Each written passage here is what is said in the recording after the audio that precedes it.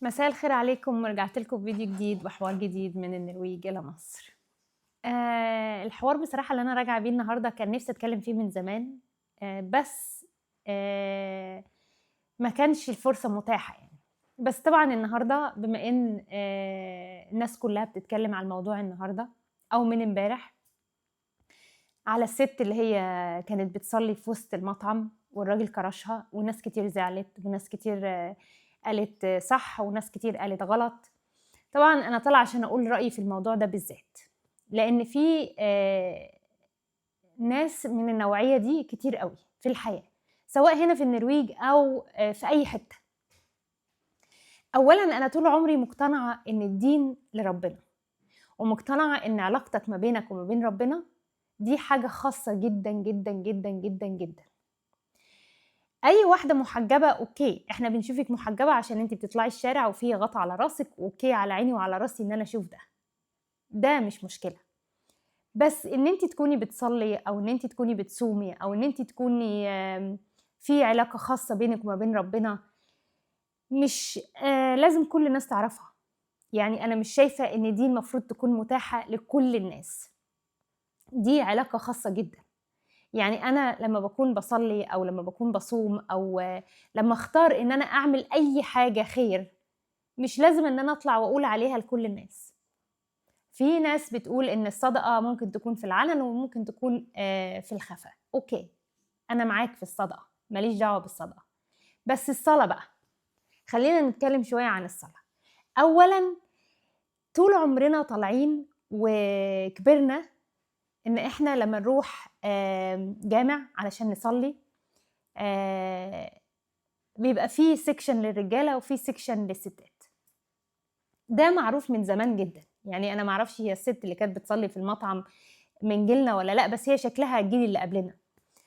المهم، فأكيد في سبب، يعني ما هُم مش هيعملوا section للرجالة في الجامع وsection للستات إن أنتِ تخشي من الباب دوّة أو تصلّي في المجموعة دي وما يبقاش في رجالة واقفين علشان حاجة معيّنة، صح؟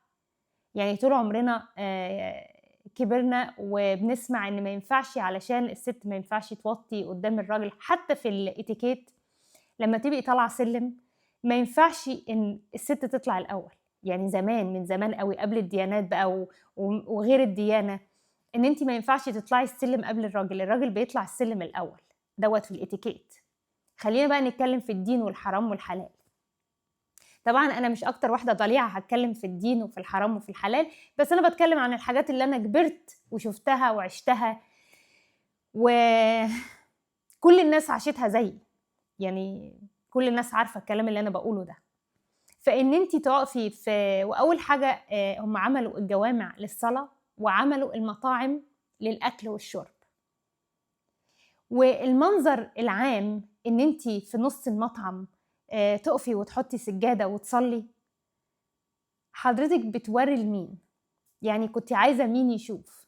هل علشان السوشيال ميديا وعشان الtrend والّا الإيمان كان واخد حدُّه أوي فلازم كنتِ تصلّي الوقت أو الصلاة في ميعاده؟ وبعدين لو أنتِ يعني حضرتِك مؤمنة أوي كده وعايزة تصلّي الصلاة في ميعاده، فالمفروض إن أنتِ تحدّدي أنتِ هتخرجي إمتى، يا إمّا هتخرجي بعد صلاة العصر والّا صلاة المغرب وبعدين ترجعي البيت في وقت الصلاة التاني. أنا يا جماعة طالعة أعلّق على الموضوع ده علشان أنا باشوفه في حِتت كتير جدًا وباتضايق. ليه بقى؟ أنا مش باتضايق علشان أنا ضد الناس اللي بتصلّي ولا ضد الناس، أنا باتضايق علشان أنا ضد الshow off في أي حاجة بقى، سواء في الهدوم، سواء في الدين، سواء في الشكل، سواء في اللبس، سواء في الأكل، سواء في أي حاجة في الحياة.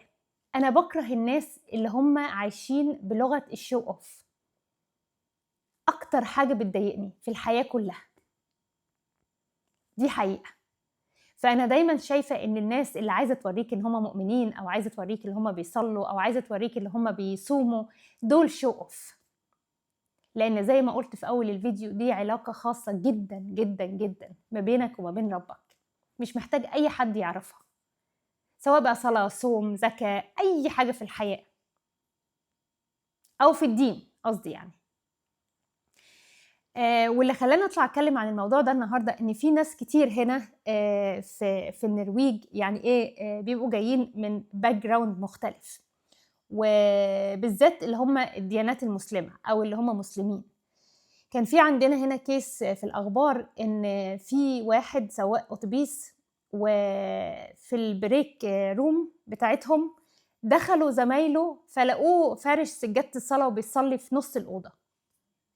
فالموضوع يعني قلب السوشيال ميديا، لأن زميله قال له: أنت عايز تصلّي، الأوتوبيس واقف برّه وراكن وفاضي، صلّي في الأوتوبيس، يعني عايز تصلّي، صلّي في الأوتوبيس، افرد سجادتك وصلّي في الأوتوبيس اللي أنت سايقه، بلاش تصلّي في نُص الأوضة اللي إحنا قاعدين بنتكلّم فيها وبناكل فيها وبنشرب فيها وبنعمل فيها قهوة وشاي، والأوضة بتاعة الراحة بتاعتنا ساعة البريك بتاعتنا.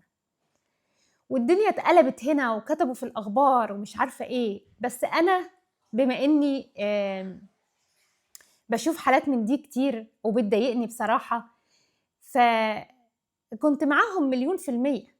يعني أنت عايز تصلّي، اختار مكان هادي، ما تضايقش حد. ما هو مش معنى إن أنت مسلم ومش معنى إن أنت عايز تصلّي ومش معنى إن أنت متديّن، يبقى لازم الناس كلّها تشوف، ولازم نضايق الناس.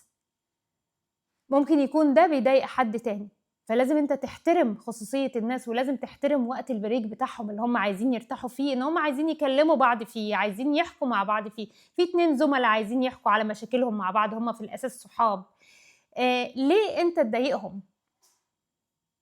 ليه؟